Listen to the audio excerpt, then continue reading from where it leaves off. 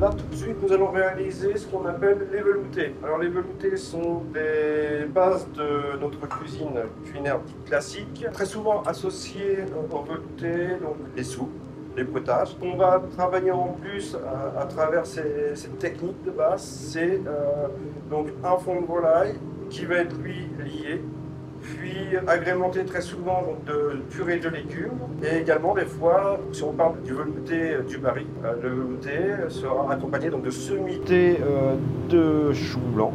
Voilà, donc là du coup nous sommes sur un dérivé de soupe de potage avec une garniture et éventuellement une purée de choux à l'intérieur si on veut aller plus loin. Nous démarrons cette recette de velouté toujours avec notre beurre. Donc là on va partir sur 60 centilitres de sauce, donc 30 g de beurre, 30 g de farine qu'on ira donc légèrement mouiller au fond blanc de volaille. Donc le fond blanc de volaille est déjà dans une autre vidéo. Il y avait déjà eu les abats, la garniture aromatique plus le bouquet garni. Dès que mon beurre sera fondu, nous allons incorporer notre farine. Nous allons encore venir travailler sous la forme de roux blanc. Donc un roux avec une absence de coloration. Et aujourd'hui, on ira faire un velouté donc de base. Mais on peut aussi aller chercher des veloutés de poisson. Mon beurre est fondu. Je vais incorporer ma farine.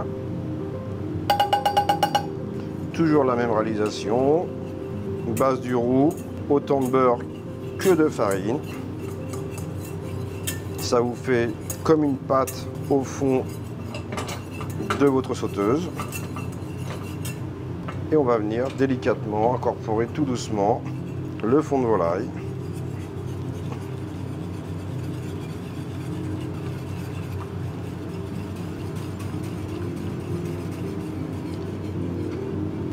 Donc on va le laisser cuire, on va assaisonner sel, poivre, alors légèrement, attention, j'insiste sur le fait de venir assaisonner légèrement un velouté, puisque votre fond de volaille normalement n'était pas assaisonné, il a pu l'être.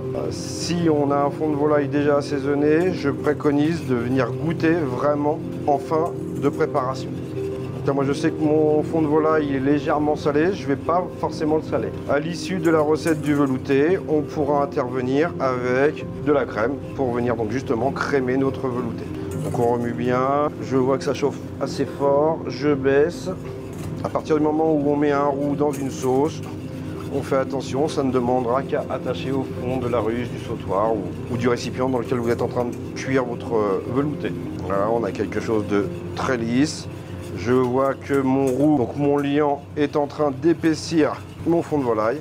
Plus je vais cuire, plus ça va réduire, plus ça va être épais. Là, j'ai une belle consistance. Il ne me restera plus qu'à rajouter de la crème en fin de cuisson. Donc nous arrivons à l'issue de la cuisson de notre velouté. Pour cette quantité-là, il faut à peu près entre 15 et 18 minutes de cuisson. J'insiste toujours sur les 15 à 18 minutes de cuisson pour aller cuire la farine, sinon on aurait un velouté avec une farine qui ne serait pas assez cuite, qui serait désagréable en bouche. Et là je viens finir avec ma crème, juste pour crémer mon velouté.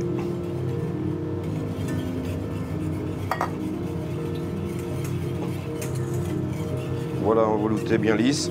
Donc j'insiste, rectifier l'assaisonnement, si nécessaire en fin de cuisson.